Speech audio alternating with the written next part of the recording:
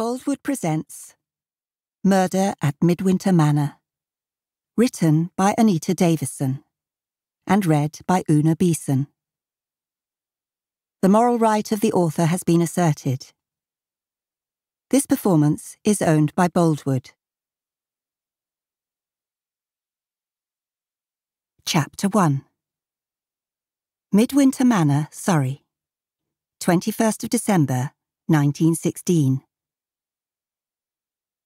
Aunt Violet gunned her Sunbeam Roadster through the canopy of trees that lined the drive of Midwinter Manor, took a sharp left turn, and brought the vehicle to a skidding halt on the snow-covered drive. "Not the most comfortable journey with the hood down the entire way," Hannah grumbled lightly as she emerged from beneath the lambswool rug that had been her constant companion since leaving Chiswick. "Why don't they make motor cars with heaters? I can barely feel my feet." She planted her new high-heeled leather boots into slushy, wet snow up to her ankles and groaned. "Stop complaining. I promised to get us here before dark, didn't I?" Aunt Violet climbed from the low-slung motor car, pressed her hands against the small of her back and leaned into them. "I'd welcome a hot bath right now. And maybe a scotch." Aunt Violet stared up at the symmetrical building, constructed in a mock Georgian style, though it was less than 20 years old. The mansard roof was punctured with a neat row of dormer windows, the lower floors sporting full-height casements. "It's grander than I imagined," she observed, without a trace of envy. "What made Mycroft and Iris move here?" "The house on the other side of the Atherton estate Mycroft inherited from his father was a relic from Queen Anne's reign and quite run down. When the War Office commissioned it for use as a military hospital, he jumped at the opportunity to move here. Midwinter Manor is only a mile away from the old house and close enough for him to still oversee his tenant farms. He hopes the government will repair the old place when the war ends, and he can move back." "How optimistic of him. What if they don't oblige?" "Knowing Mycroft, he'll likely let it fall down in that case. Iris always hated the old house, and boasts this one has modern plumbing and no drafts. I warn you, she can be tedious about it, so we must make encouraging comments about everything." "As if I would do anything else." Her aunt's laugh was more a snicker, making Hannah frown. "Why so tetchy, Aunt Violet? Is your arm troubling you?" At Easter that same year, a murderess wielding a knife had injured her aunt during a confrontation. The wound had healed well, but residual nerve damage meant it sometimes ached in cold weather. "A little. The driving didn't help. You might have offered to swap places for the last 10 miles. And risk Mamma seeing me at the wheel? Can you imagine what she would say? She's going to be shocked enough when she sees my hair." "You can't keep it a secret forever. And as for your hair, I love it. I might even have my hair bobbed when we get home. Short hair is so liberating." With the loss of Hannah's lady's maid to a munitions factory, Hannah's thick, waist-length hair had become a time-consuming chore to maintain. The decision to have it cut into a sleek bob had been terrifying, but after a week of brief regret each time she caught sight of herself in a mirror, what she saw there now made her more confident. "Ah, here's Iris." Aunt Violet nodded to where Hannah's older sister appeared from beneath the stone canopy over the wide front door, a grey shawl thrown over her deep burgundy gown. She was taller than Hannah's 5 feet 5 inches, but Iris Atherton was not so slender, the result of bearing 4 children in 6 years. She wore her glossy chestnut hair drawn back from her face in an unfussy chignon, which made her seem older than her 30 years. "Now, Aunt Violet, positive things." Hannah summoned a welcoming smile as Iris approached. "I'm so relieved you got here safely." Iris leaned in for a kiss, her powdery cheek brushing Hannah's. "Even if you are very late." "Couldn't be helped, Iris." Aunt Violet slapped her gloved hands together, her breath forming a white mist in the icy air. "I'm not responsible for the state of the roads." "Yes, well, you're both here now," Iris sighed. 2 footmen emerged from the front door and, with identical polite nods to the new arrivals, heaved the cases from the rear seat of the car. Hannah waylaid the younger one, handing him a lidded basket. "Would you take that to the kitchen? Somewhere warm and out of a draught would be preferable. Oh, and he's probably hungry." Of course, madam." The footman backed away slowly, the basket held out at arm's length. With the bookshop cat Bartleby safely delivered, she rejoined Aunt Violet, who was showing Iris her new purchase. "The engine is 22 horsepower and can go at 35 miles an hour, Aunt Violet said proudly. It was one of the last off the production line, as they have stopped making them until the war is over. Would you like to see beneath the bonnet?" "No, thank you." Iris grimaced in disgust. "You're aware the speed limit is 20 miles an hour, aren't you?" "Not that you'd notice," Hannah said, though no one appeared to hear her. "No one pays any attention to the speed limit." Aunt Violet waved her off. "Anyway, it's more a suggestion." "Indulge her, Iris. The motor car is still a novelty." Hannah eased her sister to one side. "Is everything all right? You seem tense." She chose the word carefully so as not to imply her sister was anything but radiant. "Wouldn't you be with a house full of guests who require constant attention and only one nursery maid?" Iris sniffed. "What happened to Molly, or whatever her name is?" Aunt Violet looked up from the other side of her recent acquisition. "Mabel," Iris corrected her. "She's taken herself off to Cumbria for Christmas. Her family have gone down with chest colds, so she's gone to take care of them." "How inconsiderate of them." Aunt Violet's arch tone earned her another scowl from Hannah, which she ignored. Iris had a house full of servants who managed her entire life with minimal effort from her.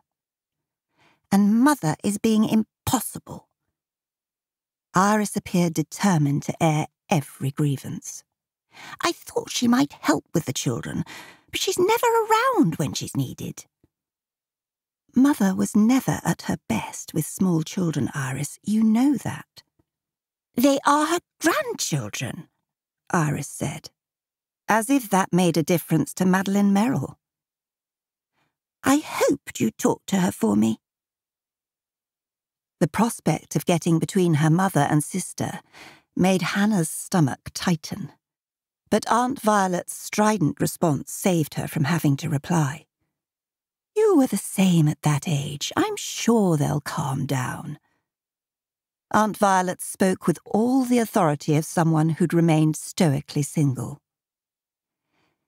"It's not the children, really. They are dears, but with supplies so scarce these days and 14 people to feed, She turned as the door banged open, and a boy in tweed knickerbockers, long socks, and laced-up black shoes came running towards them. His matching jacket had buttoned lapels and 2 oversized flap pockets. 10 feet away, his foot slipped, causing him to stagger, but he righted himself at the last second. "Do take care, Zander," Iris admonished him. We don't want any sprained ankles. Not this week. Auntie Anne! The boy launched into Hannah's arms and wrapped both legs around her waist. Oh! Hannah groaned. You can't do that anymore, Xander. You're getting too big. How old are you now? 10? 11? Grimacing, she hitched the child higher on her hip. Alexander Hugh Atherton, known as Xander, Iris and Mycroft's firstborn, bore a startling resemblance to his mother. A sturdy child with floppy, toffee-coloured hair and a sprinkling of freckles across his nose. I'm 8, Xander corrected her with childish disdain. I've been watching out for you all afternoon and now it's almost bedtime and we won't get to play. He leaned back to focus on her face, swinging his booted feet. We're here until after Boxing Day, so there's plenty of time. Didn't Matilda and Laurie want to come and say hello? Fiona said it was time for our bath, but I ran off and she couldn't catch me. His gleeful expression abruptly turned serious. Have you brought me a present? Isn't that a job for Santa Claus? Hannah rubbed her nose against his. Yes, but he's not coming for ages yet. You're here now. He rested his forehead against hers, his hair giving off a faint scent of licorice and coal tar soap. Then you'll just have to wait and see. Hannah lowered him to the ground. The boy's feet barely hit the gravel before he repeated his demands from Aunt Violet, who laughed and gave his hair a gentle ruffle. The crunch of boots on snow brought their attention to a man approaching from the front gate. A military-style grey overcoat flapping around his ankles with each step. He had a muffler wound around his neck that hid the bottom half of his face, and a fur-trimmed hat pulled down over his forehead, so only his eyes were visible. He halted a few feet away, a pair of penetrating brown eyes framed by arched eyebrows, rimmed with ice crystals, appraised them with bemused inquiry, giving no clues as to his identity. A friend? A neighbour? Or a tradesman? Hannah couldn't tell. He had an open, inquiring expression, and seemed to be waiting for an introduction. Mr. Gates? Iris stiffened. Where have you been? My husband was unaware you had gone out. I went to collect a package from the village post office, madam. He nodded to a brown paper packet tucked beneath one arm. You walked there and back in 2 feet of snow? Iris raised an eyebrow. I came across the fields, which was quite bracing, actually. His muffler slipped as he talked, revealing an amiable smile on a face younger than Hannah expected. You might have informed us you had left the house. Iris seemed put out, but Hannah couldn't think why if he was on an errand for his employer, which seemed to be the case. Hannah raised an eyebrow at Aunt Violet, who returned it in kind. Iris was rarely sharp with people, so this open hostility was out of character. Xander appeared confused. His head swiveled like a spectator at a tennis match. Apologies, Mrs. Atherton. Mr. Gates inclined his head, but his tone conveyed no concern he might have offended. I'll take the envelope to my husband if it's so important. Iris extended a hand towards him. Please don't trouble yourself. Mr. Gates settled the packet more tightly beneath his arm. I dropped it in the snow and need to check the documents are undamaged. As you prefer. Iris stiffened before she seemed to realise they weren't alone. Oh, this is my sister, Miss Hannah Merrill, and my aunt, Miss Violet Edwards, who are with us for Christmas. Anthony Gates, my husband's secretary. Nods of acknowledgement and curt greetings were exchanged. Your aunts will come and see you later, Xander. Iris smoothed her son's hair and brushed bits of fluff and pine needles from his jacket. Now, go upstairs and apologise to Fiona and have your bath. I'll be up later to say good night. Mr. Gates, would you escort Master Alexander back to the nursery? Of course, madam. He placed a hand on Xander's shoulder. Giving no sign, he regarded the task being beneath him. Come along, young man. The pair approached the house, with Mr. Gates nodding occasionally as the boy chattered excitedly, a wide smile aimed up at his companion. Xander seems to like him, Hannah observed. Iris's muttered response was inaudible. Could we go inside now? Aunt Violet asked with the impatience of a toddler. It's bitterly cold out here, and I cannot wait to see the house. She raised her eyes skyward to where a sudden flurry of needle-like snowflakes bit into her cheeks. Oh, of course, I forgot. Iris led the way into the house. You've never been here before. Had I received an invitation, I would have. Aunt Violet muttered, returning Hannah's warning glare with a lazy shrug. Chapter 2. Having relinquished their outer clothing to the butler, Iris led them into an expansive hallway with high ceilings. This is all very elegant. Aunt Violet's tetchiness dissolved as she turned full circle, her neck craned to take in a central cantilevered staircase, rising to a wide galleried landing lined with doors on the upper floor. A large rectangular glass lantern set into the roof allowed daylight to flood the interior. A massive marble fireplace dominated one wall, decorated with garlands of laurel and holly that adorned the fireplace, between which clusters of red berries peeked from glossy green leaves and artfully placed pine cones. A Christmas tree stood at the far end that reached up to the first landing, its lush branches packed with glittering ornaments, wrapped gifts and tiny white candles attached to the ends of the branches. You don't intend lighting those, I hope? Aunt Violet stared at the tree with suspicion. Not until Christmas Eve, when they will be carefully monitored. The rest of the time, they are for decoration only. Iris laughed for the first time since they'd arrived.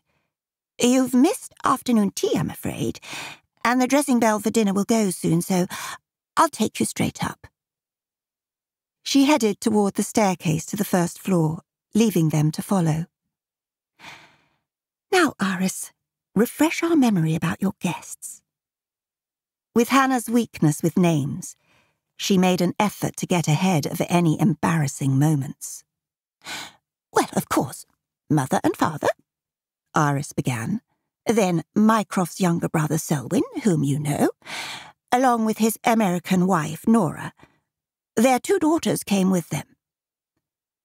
I remember the Atherton twins. They have nursery bookish names, but I'm blowed if I can remember them. Aunt Violet brought up the rear as they walked single file.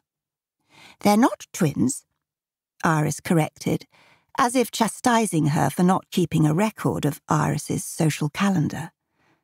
Their names are Millie and Maura, and there are 10 months between them. Irish twins, then, Aunt Violet smirked, though they might as well be with those names.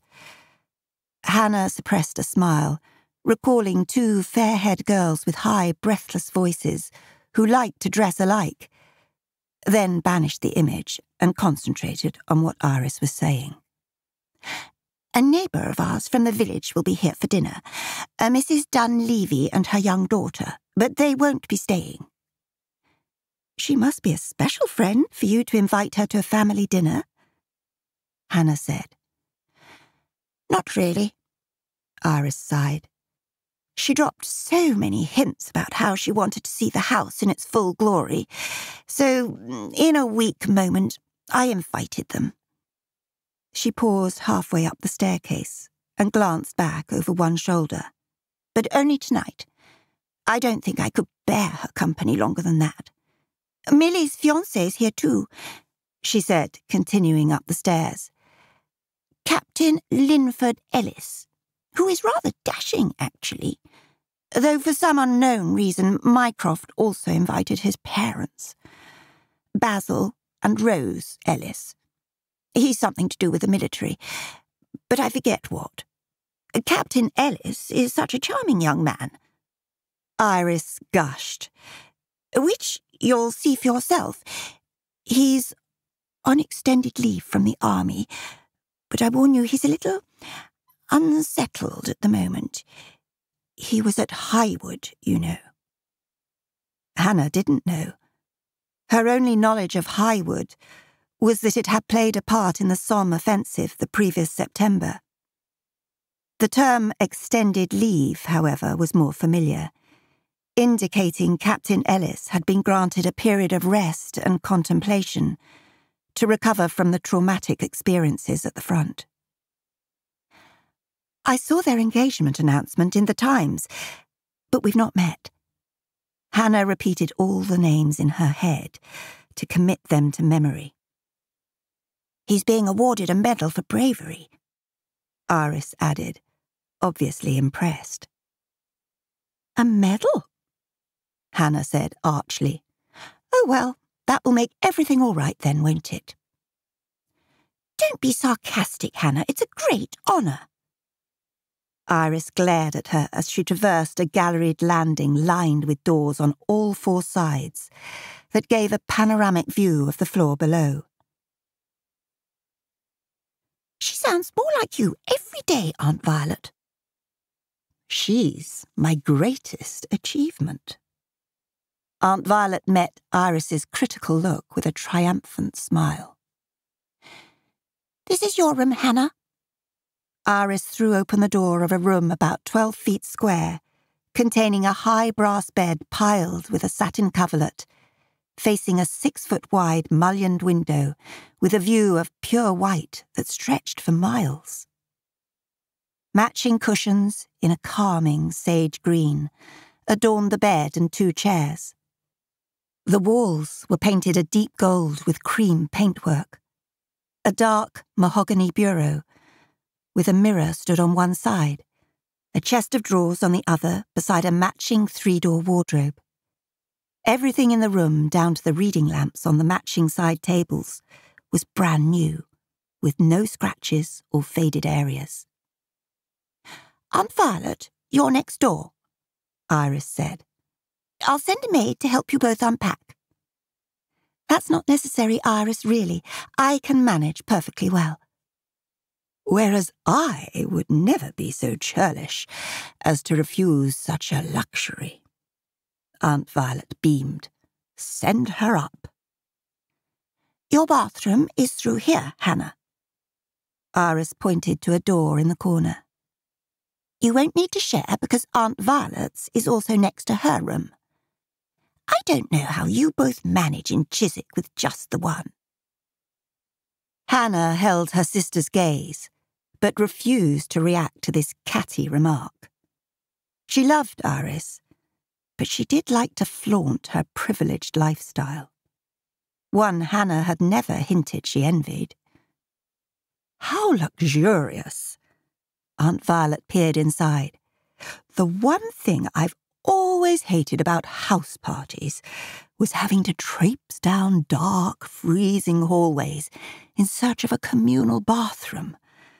I might even come again, Iris. I hope you didn't mind my asking you to bring food. Iris's hostess smile faded into uncertainty. Only, we're required to send quotas of produce from the tenant farms to the army for the troops, so we must be sparing. Of course not. It was a practical idea. Hannah removed her hat. We cannot expect you to feed everyone for an entire week. Papa, at least, located a couple of well-fed geese. And no, I didn't ask where he got them. Hannah caught her sister's mischievous smile. Even the Ellises raided their larder for us. But then they are staying until New Year, so it's only fair. Cook has been preparing for days, and I've had to hire extra servants from the village. It's all been quite stressful, and... Hannah! What have you done to your hair?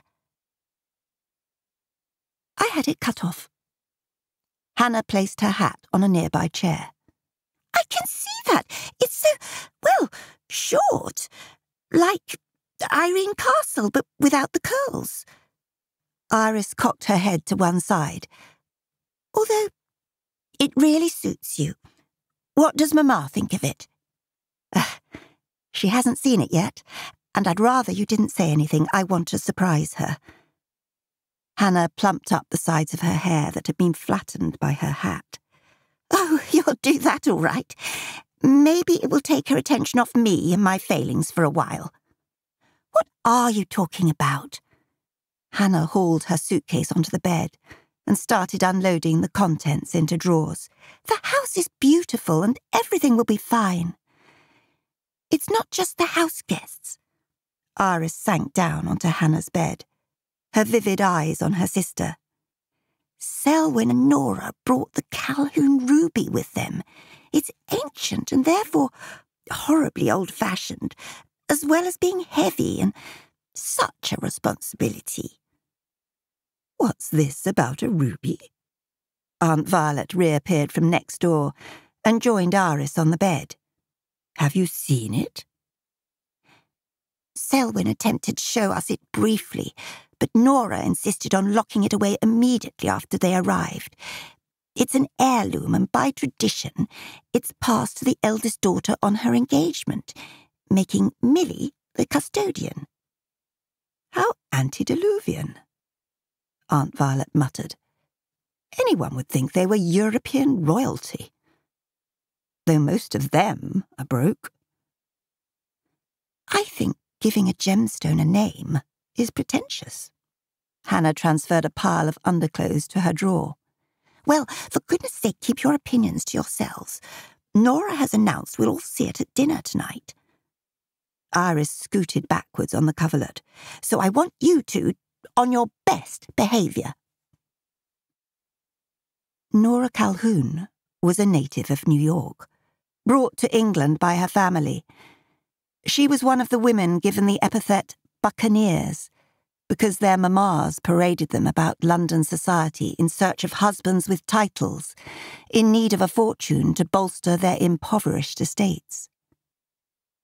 But Nora had defied all expectations by falling in love with Selwyn, a third son and Mycroft's younger brother, who, barring a catastrophe, would not inherit the majority of their father's estate, one of which had gone to Mycroft. To show their disappointment, the Calhouns had awarded Nora a less than impressive allowance, though she still got the ruby. Hannah suspected Selwyn frequently received reminders of her sacrifice during their marriage and wondered if he ever regretted his youthful decision. Mycroft said it would be fine, as they are only here for a week.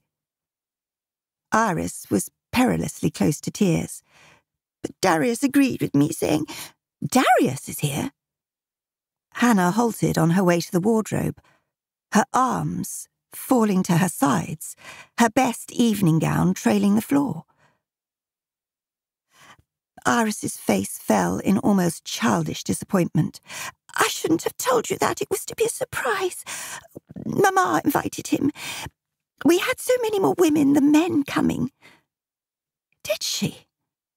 Hannah stooped to retrieve the dress, hoping that no one noticed her sudden blush.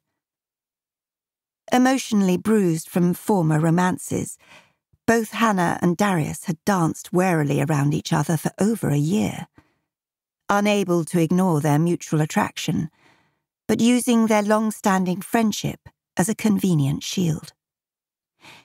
It was only a small deception, darling, Iris said, sounding unnervingly like their mother.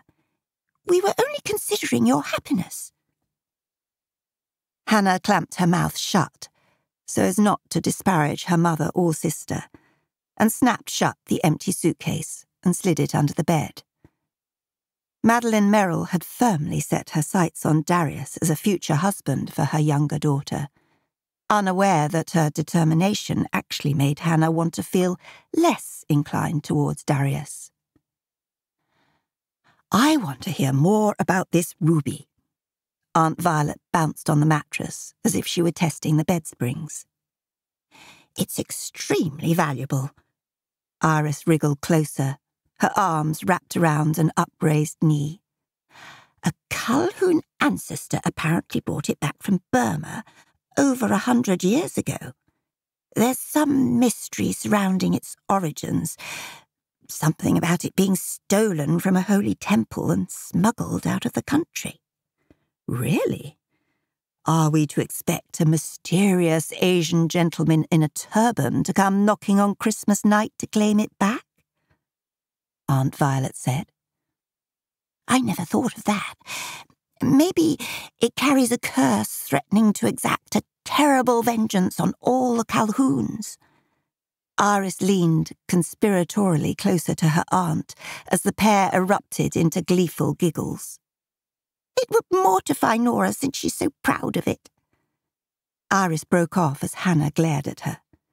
"Would you both mind taking your stories of curses somewhere else?" Hannah propped her hands on her hips and split a look between them. "The dressing bell sounded a few minutes ago and I need to change." "Oh, sorry, darling." Iris eased off the bed. "Come on, Violet, we'll leave her in peace."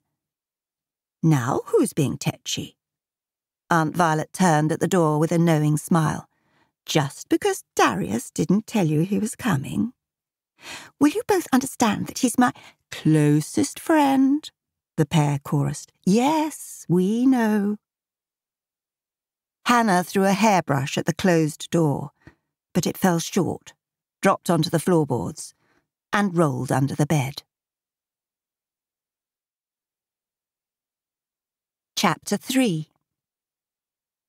Hannah studied her reflection in the cheval mirror, trying to decide if her gown was suitable for the occasion, or if she ought to change into something simpler. Her dressmaker had created it for her the year before, but as the war dragged on, such extravagance had become unpatriotic. The pinch-waist gown was of aquamarine silk, the bodice decorated with seed pearls. A sheer overskirt floated to her calves and swirled around her like water when she moved. An image of Darius Clifford floated into her head, and she changed her mind. She had known him for as long as she could remember, from a skinny boy to a gawky, self-conscious youth who tended to clumsiness and blushed in company, to how he was now. His strong, symmetrical features, amiable smile and lively midnight blue eyes, combined with a low, rolling laugh, made her pulse race simply thinking about him. Fastening her wristwatch, she checked the time and gasped. She was late. Again. She tweaked the ends of her bobbed hair, grabbed her beaded evening bag, and blew a fleeting kiss at the mirror before hurrying downstairs. Soft golden light spilled from the dining room below her, along with the clink of glasses and the inaudible murmur of chatter as she reached the hallway. She rapidly stepped back to avoid colliding with a heavy-set man who strode past her. He marched down the corridor away from the dining room, his curt, "You there!" aimed at a retreating figure. Andrew Gates, looking smart and very handsome in a dinner jacket and crisp white shirt, turned towards him with an enquiring frown. "Is there something you require, Mr. Ellis?" "I know you, don't I?" The man looked to be in his 60s, possessed of the arrogant mien of a man accustomed to ordering others about. "I've seen you before. Never forget a face."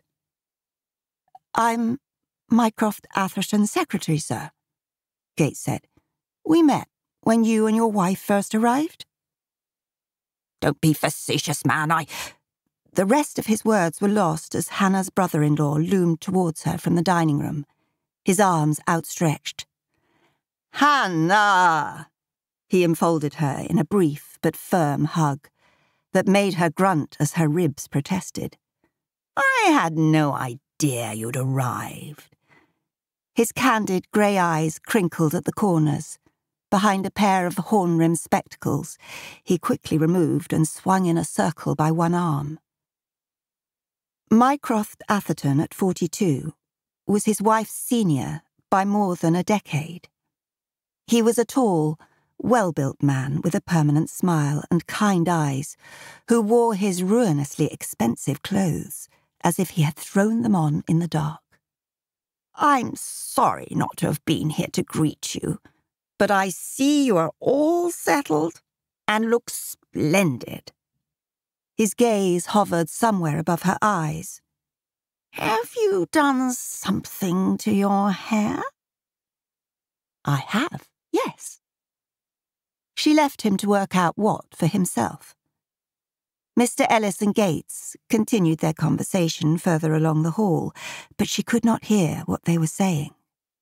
We're so glad you and Violet could come, her brother-in-law said with obvious pleasure. Iris has been so excited about her family being together. It's been a rough year for all of us. His frown faded and was replaced by a delighted smile. I believe Iris has arranged a surprise for you this evening. If you mean Darius, Iris let it slip earlier, so I'm fully prepared. I would, however, appreciate not being seated too near my mother at dinner. Ha! Yes, she and Iris appear to be in cahoots. His gaze shifted past her and he groaned. Oh, Lord, she's invited that wretched Dunleavy woman. He nodded towards a woman in her early 40s, whose frizzy brown hair was gathered into a dated, untidy pompadour on top of her head. She wore a red silk shawl adorned with palm-sized white roses that billowed behind her as she approached the dining room, waving to someone inside. My darling Iris has no armour against her at all. Mycroft lowered his voice, although the woman was too far away to hear. She's a socially aware widow on a permanent lookout for a new husband. Ah, well, it's too late now. He nodded to where a footman stood to attention outside the dining room, with two maids carrying silver tureens and ladles. You go ahead, Hannah. I'll see you in a tick.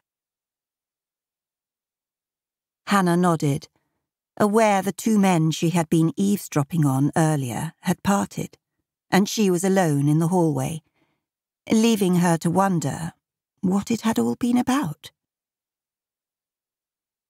The Wedgwood Blue Room boasted full-height windows along one side, and a double set of French doors installed at the far end led onto a wide terrace. Lanterns containing candles hung from the stone balustrade, throwing tiny beams of light onto the snow beyond the beveled glass.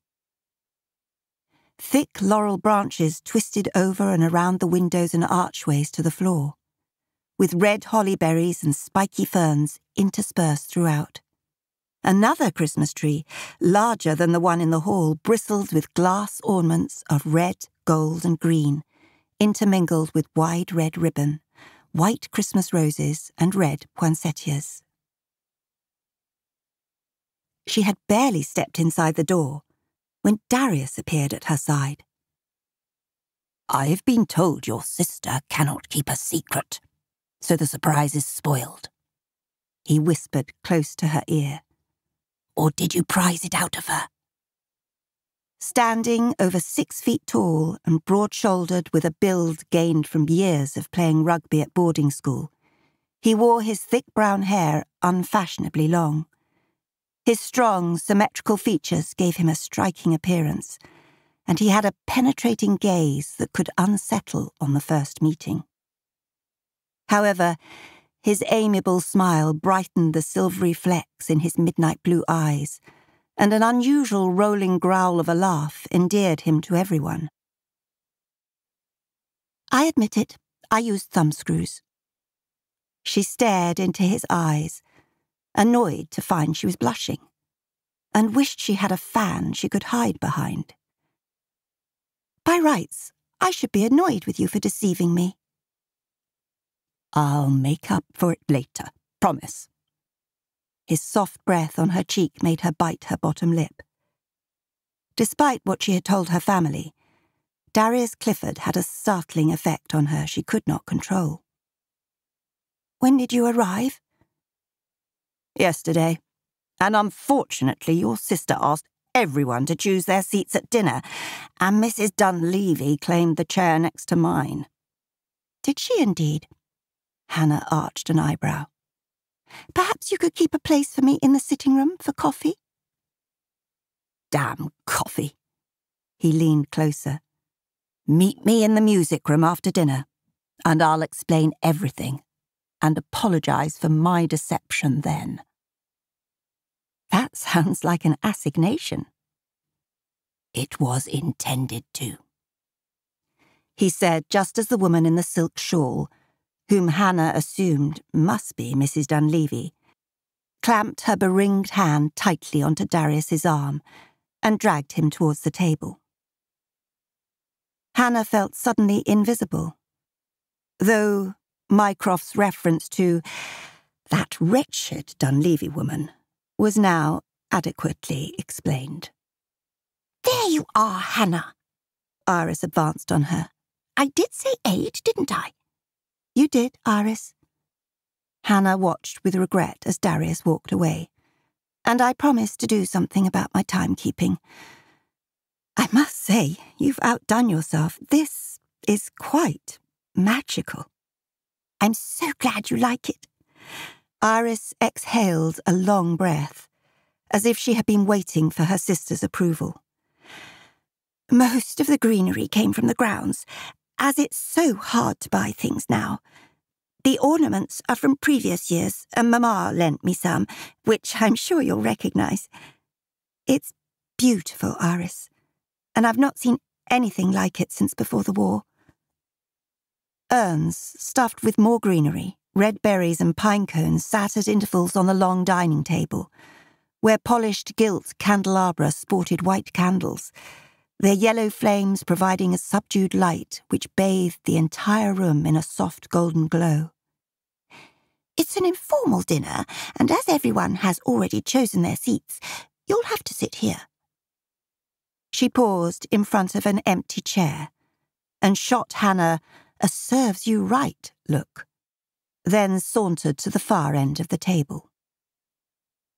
Madeline Merrill, resplendent in lilac and black, occupied the chair next to the one Iris had indicated, like a youthful dowager duchess, ready to accept homage from anyone prepared to offer it. Good evening, Mamma. Hannah sighed. Her head dipped to accept her mother's proffered kiss, only to be instantly engulfed by a cloud of floral perfume as her rear end made contact with the upholstery. Why are you so late? And what have you done to your hair? Her mother delivered her greeting with customary criticism. Which question do you want answered first, Mamma? Hannah inhaled slowly and silently counted to 10. Don't be facetious. She peered closer at Hannah's face and gasped.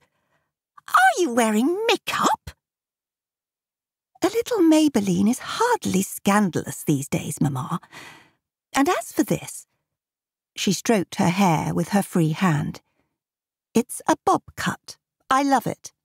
And I no longer get headaches from all those hairpins. Aren't bob cuts what they do to horses? She sniffed. You look like a boy. Leave the girl alone, Madeline. She doesn't at all.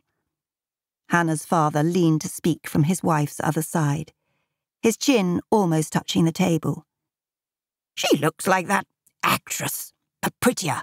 What's her name now? Irene Castle, but without the curls. Yes, Papa, that's what Iris said. And thank you for noticing. You see, actress, her mother hissed.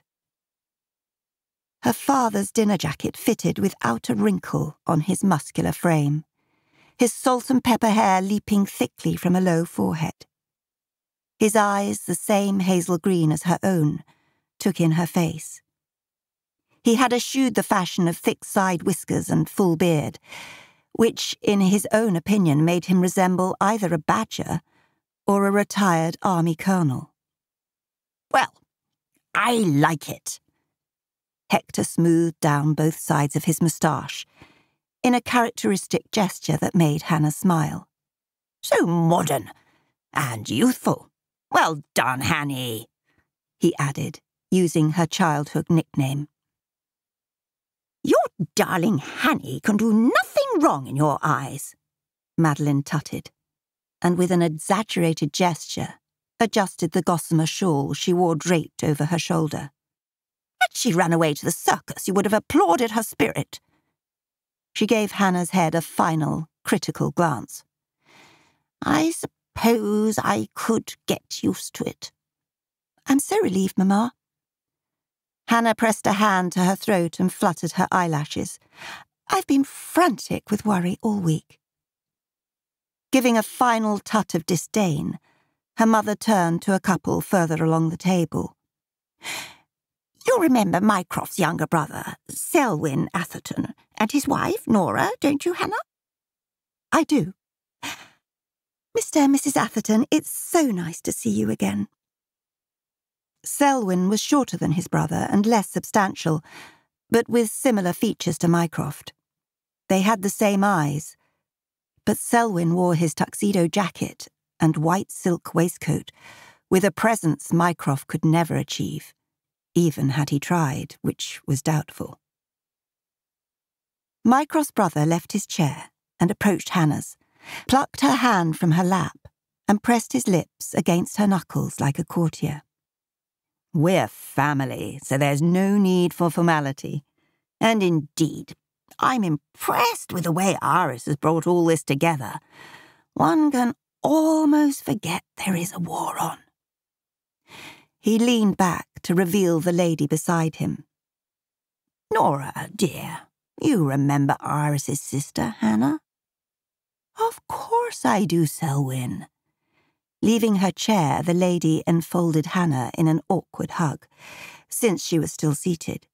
"My dear, you're all grown up." "Good evening, Nora." Yes, it happened a few years ago now." "Oh, all right. Yes, quite." Nora released her and stepped back, her close-set eyes filled with confusion. Too late, Hannah remembered the woman had no sense of humour. Always thin, Nora had become scrawny to the point of emaciation, her small round eyes reminding Hannah of a ferret. "Such a shame about Gerald." She spoke an octave too loud. "Maybe it's for the best, though. Clearly he wasn't the right man for you." "He didn't jilt me, Nora. He was killed." Nora's expression froze in shock for a heartbeat, and she looked about to dart away. Regretting her quick tongue, Hannah changed the subject. "How are Millie and Maura? I haven't seen them for, 2 years at least." 3? You'll not recognize them."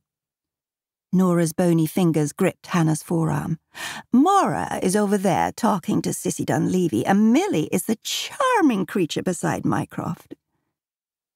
Hannah's gaze found Millie, an attractive girl in a forest green gown, seated next to Mycroft, her fair hair pulled back from her face and piled on top of her head in large curls.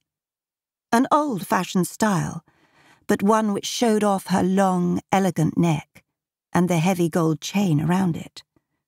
A cabochon ruby of deep crimson, as large as a robin's egg, hung just below the hollow in her throat. Nora's face loomed close to Hannah's, revealing a thick layer of face powder that clung to the tiny creases beside her eyes. "We thought this Christmas was the perfect occasion for her to show off the Calhoun ruby. Isn't it divine?" "Millie is really lovely," Hannah said truthfully, Then, at Nora's stare, added, "The ruby is, unusual, too." A flash of disappointment crossed Nora's face. She dropped Hannah's arm abruptly and returned to her seat. "I appear to have offended Iris's sister-in-law," Hannah observed to her mother.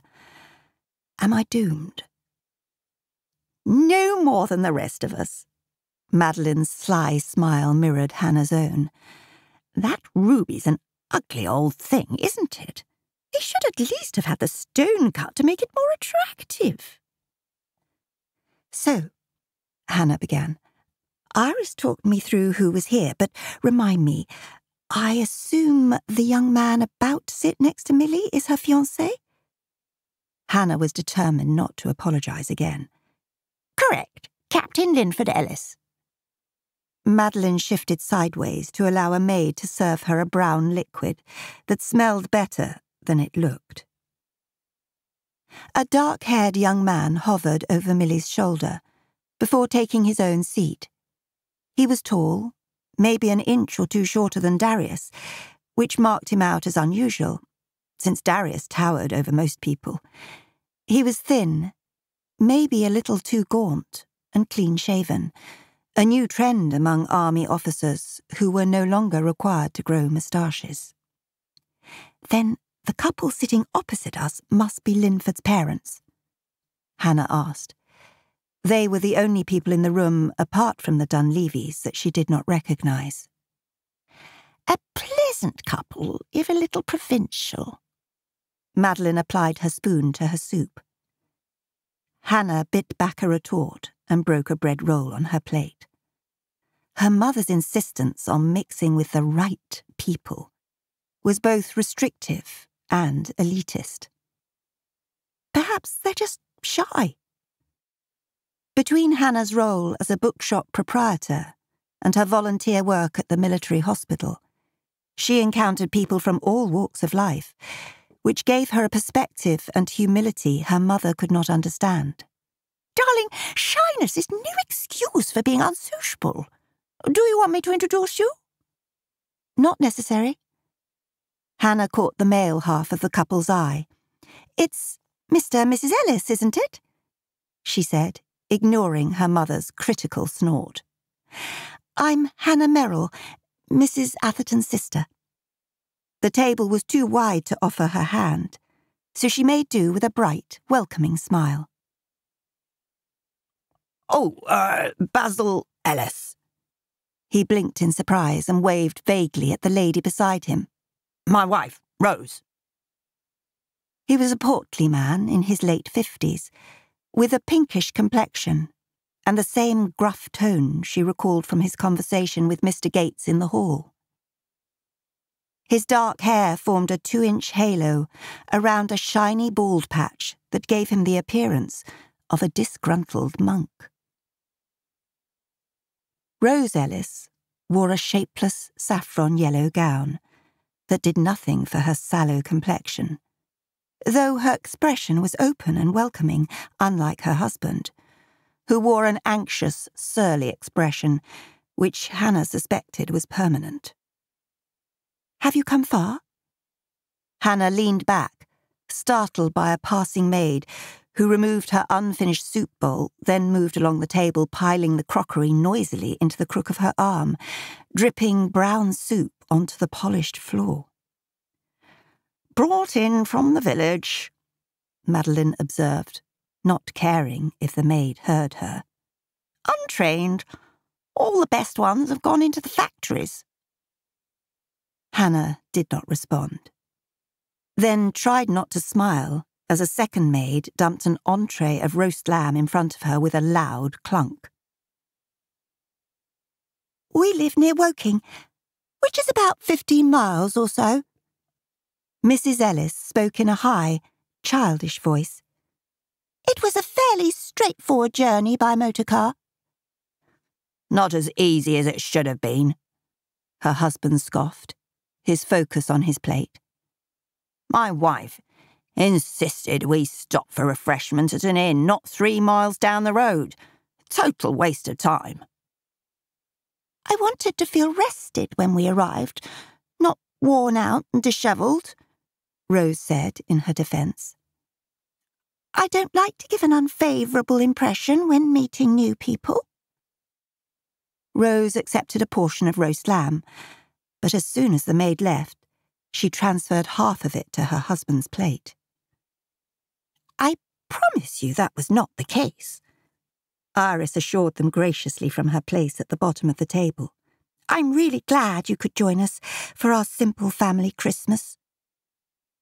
If you can call a gargantuan tree and enough lights to signal a zeppelin simple, Aunt Violet said in a stage whisper from Nora's left.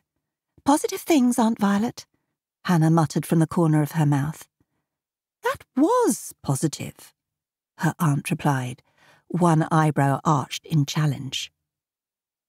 Had you attempted to be on time, Hannah, Madeline said, her voice tight, you'd be sitting over there with Darius, and not Mrs. It's Diana with 2 N's, Dunleavy, she said in a sing-song voice. She's been fawning over him all afternoon. Speaking of Darius, Hannah stared pointedly at her mother. Were we? Madeline's eyes, so like her own, rounded. Yes, well, I'm surprised you didn't invite him yourself. Anyway, if he didn't wish to be here, he would have declined my invitation, which is fortuitous, as there is a distinct lack of gentlemen around this table. Though there would have been an equal number had that vulgar Dunleavy woman not inveigled a last-minute invitation for her and her frumpy daughter. Don't be cruel, Mamma. Who is she, though?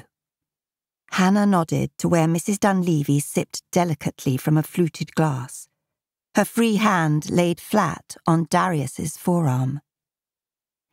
She's a widow who owns a property on the other side of the village, a terrible flirt, which is embarrassing in a woman past 40. She added unnecessarily, taking a bite of glazed carrot from the end of her fork. Before Darius arrived, she made a fool of herself with Mycroft's secretary, but I doubt he's interested. I was surprised to see Mr. Gates here. Hannah recalled Iris's hostility towards the man and wondered what she thought of it. But then it wasn't unusual for a trusted member of staff to be invited to eat with family. Iris invited him to make up the numbers for tonight. Incidentally, are you and Darius betrothed yet? Mamma! Hannah glanced around the table, relieved when no one else appeared to have heard.